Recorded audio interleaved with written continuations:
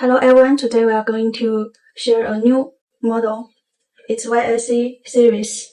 It's capable of operating in high pressure system, typically ranging from 0 up to 300 bar. Depending on the model, the valve body is constructed from stainless steel, providing high corrosion resistance and durability.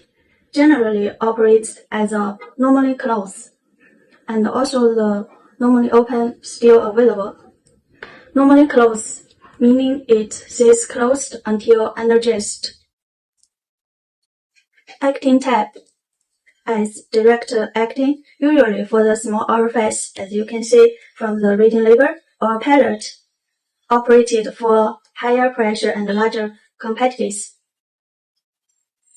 This one is higher pressure. You can see the working pressure from 0 to 160 bar. The coils feature an IP65 protection rating, making them suitable for harsh industry environment.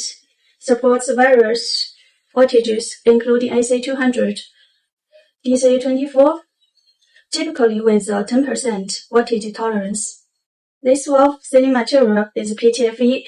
The media work with air, light oil, water, liquid, and they are widely used in high-pressure pneumatic systems, industrial gas and liquid control, processing automation in industrial settings.